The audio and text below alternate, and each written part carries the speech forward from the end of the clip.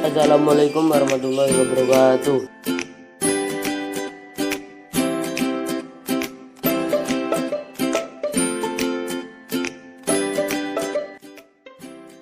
Indonesia memiliki batas-batas negara seperti ada yang di daratan, di lautan, tetapi Indonesia juga memiliki batas udara karena selain menguasai ruang udara untuk melindungi kedaulatan dan martabat bangsa, negara yang mengelola FIR atau Flight Information Region memiliki keuntungan berupa akses informasi lalu lintas, penerbangan, keamanan negara, dan pemasukan keuangan.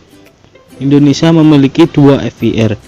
FIR Makassar yang mengelola wilayah bagian timur, lalu FIR Jakarta yang mengelola Indonesia bagian barat dengan total panjang mencapai 8.541 km.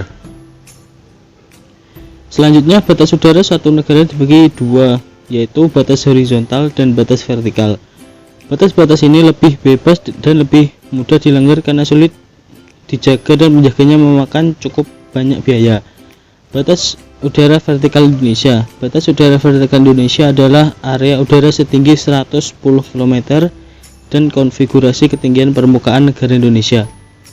Batas udara horizontal. Batas udara horizontal memiliki luas yang sama dengan luas negara Indonesia, yaitu 5.455.675 km persegi. Selanjutnya yaitu zona ekonomi eksklusif atau yang disebut ZEE. ZEE adalah wilayah laut sejauh 200 mil dari pulau terluar saat air surut. Luas ZEE di Indonesia adalah 2.936.345 km. ZEE diumumkan pemerintah Indonesia pada tanggal 21 Maret 1980 mengenai kegiatan ZEE di Indonesia diatur dalam Undang-Undang Nomor 5 Tahun 1983 Pasal 5 tentang ZEE. Pada ZEE, Indonesia memiliki hak untuk yang pertama melakukan eksploitasi, pengelolaan dan konservasi sumber daya alam. Yang kedua, berhak melakukan penelitian, perlindungan dan pelestarian laut. Yang ketiga, mengizinkan pelayaran internasional melalui wilayah ini dan memasang berbagai sarana penghubung laut.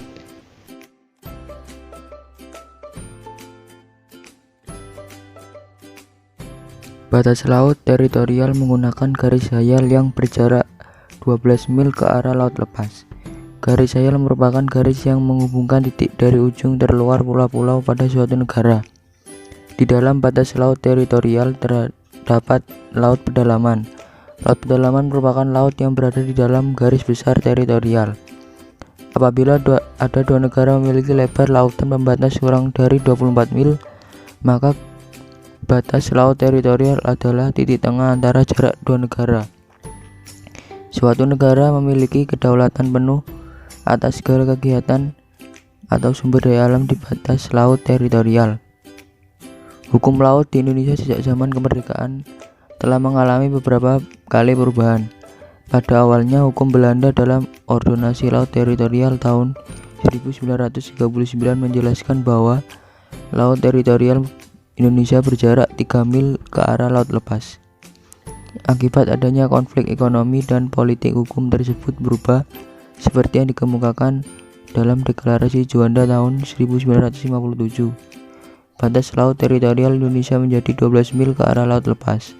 Untuk laut pedalaman diberikan jaminan sebagai jalur pelayaran umum baik di bagian atas ataupun bawah laut. Hasil deklarasi Juanda ini kemudian disampaikan di Konferensi Hukum Laut PBB 3 tahun 1982 dan menjadi rezim hukum laut internasional pada tahun 1985.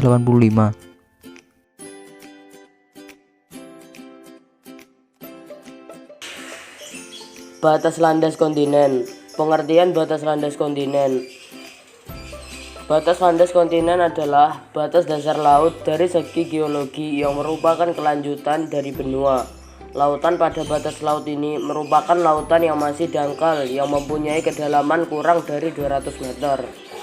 Landas kontinen menurut UU Undang-Undang Nomor 1 Tahun 1973 tentang landas kontinen Indonesia mengatur tentang landas kontinen Indonesia, yang di dalamnya memuat status kekayaan alam di landas kontinen Indonesia.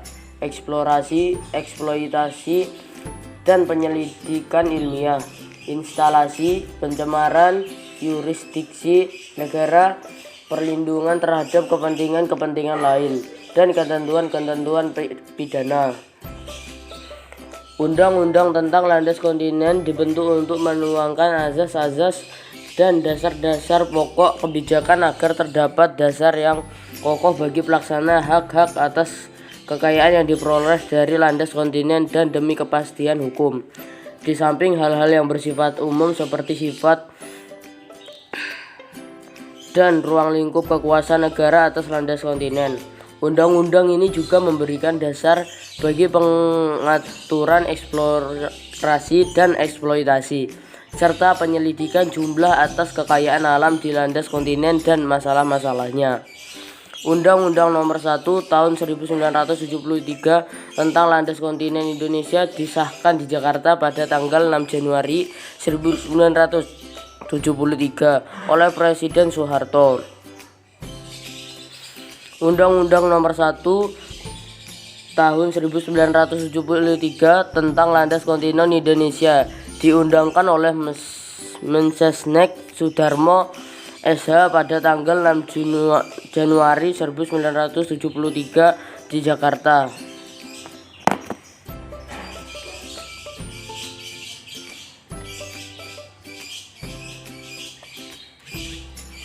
Agar setiap orang mengetahuinya, Undang-Undang Nomor 1 Tahun 1973 tentang Landas Kontinen Indonesia ditempatkan pada Lembaran Negara Republik Indonesia tahun 1973 Nomor 1. Penjelasan atas Undang-Undang Nomor 1 Tahun 1973 tentang Landas Kontinen Indonesia ditempatkan pada tambahan Lembaran Negara Republik Indonesia Nomor 2994.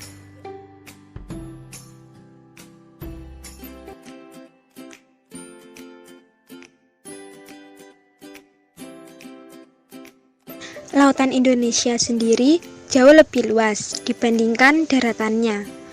Luasnya daratan Indonesia harus dibarengi dengan pembagian atau zonasi yang baik, sehingga dalam pengelolaannya tidak terjadi perselisihan dan lebih optimal dalam pengelolaan.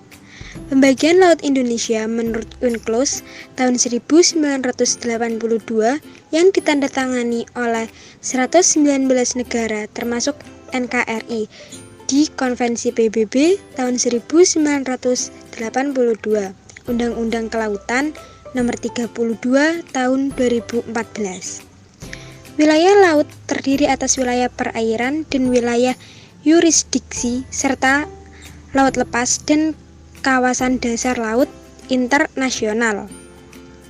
Batas laut atau batas samudra Indonesia diantaranya: utara, berbatasan dengan Laut Cina Selatan dan Samudra Pasifik. Selatan, berbatasan dengan Samudra Hindia. Timur, berbatasan dengan Samudra Pasifik. Barat, berbatasan dengan Samudra Hindia.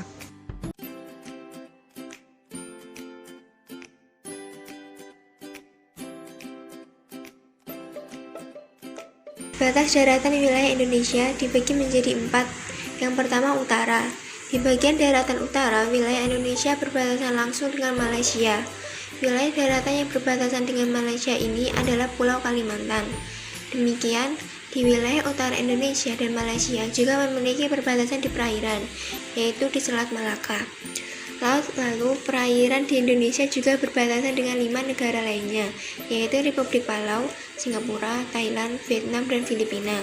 Yang kedua, barat. Di bagian barat, wilayah Indonesia tidak memiliki batas daratan, namun hanya batas perairan. Di wilayah ini, Indonesia berbatasan dengan Samudra Hindia dan Laut Andaman. Di sekitar wilayah tersebut, Indonesia memiliki Pulau Rondo yang merupakan pulau terluar Indonesia yang terletak di Laut Andaman dan berbatasan dengan wilayah negara India, yaitu Kepulauan Nicobar. Yang ketiga, timur. Di bagian daratan timur, wilayah Indonesia berbatasan langsung dengan Papua Nugini.